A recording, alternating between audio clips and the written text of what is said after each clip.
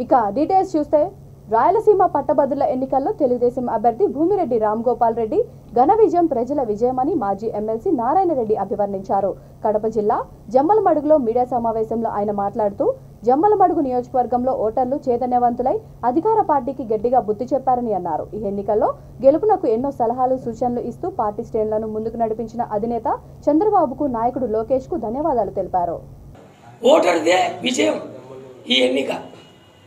ఈ ఎన్నికల్లో ఓటర్లు చూపిన ఉత్సాహం అనేక ఎన్నికల్లో నేను పాల్గొన్నా. ఏ ఎన్నికల్లో లేని విధంగా ఈరోజు ఓటరు అంత ఉత్సాహంగా అంత కసిగా ప్రభుత్వం మీద కోపంగా వచ్చి ఓట్లేసి తెలుగుదేశం పార్టీ విజయానికి కృషి చేశారు. ఎక్కడా లేని విధంగా జమ్మూరు నియోజకవర్గంలో 75% ఓటర్లు ఓట్లు వినియోగించుకున్నారు. సాహసం చేయరా అనే పద్ధతిలో రామ్గోపాల్ రెడ్డి గారు పులివెందుల నుంచి నేను అభ్యర్థిగా ఉంటానని అధిష్టానాన్ని ఒప్పించి అభ్యర్థిగా ఉండడం నిజంగా సాహసమే. చాలామంది ఆయన అభ్యర్థిని ప్రకటించినాక చాలామంది ఆశ్చర్యపోయారు.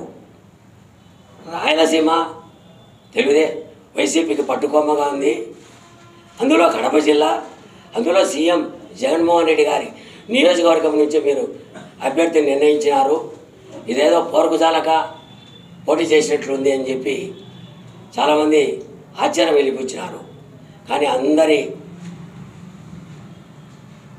నమ్మకాలను అపనమ్మకాలను ఒమ్ము చేస్తూ ఈరోజు రామ్గోపాల్ రెడ్డి గారు విజయం సాధించాడు.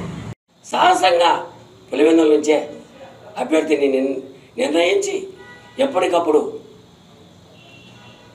గౌరవ జాతీయ తెలుగుదేశం పార్టీ అధ్యక్షుడు చంద్రబాబు నాయుడు గారు ఎప్పటికప్పుడు పర్యవేక్షిస్తూ ఎప్పటికప్పుడు డైరెక్షన్ ఇస్తూ ఈ గెలుపుకు నాంది పలకడం జరిగింది. 108 నియోజకవర్గాల్లో ఈ ఎన్నిక జరిగింది. 3 శాసనమండలి స్థానాలు కూడా గెలుచుకోవడం జరిగింది. అనేక మీడియాలు సర్వేలు చేస్తూ ఉన్నాయి, అనేక సంస్థలు సర్వే చేస్తూ ఉన్నాయి. ఆ సర్వేలు కొంతమంది నమ్మచ్చు నమ్మకపోవచ్చు, కానీ ఈరోజు 108 నియోజకవర్గాల్లో నిజమైన ఓటర్లు తమ ఓట్ల ద్వారా తెలుగుదేశం పార్టీకి అభిమానం చూపించడం, అదేవిధంగా వైసీపీ ప్రభుత్వానికి తెలివి వచ్చే విధంగా ఓటర్లు ఈరోజు రాష్ట్ర వ్యాప్తంగా తీర్పిచ్చారు. ఓటర్లందరికీ భవిష్యత్తులో కూడా తెలుగుదేశం పార్టీ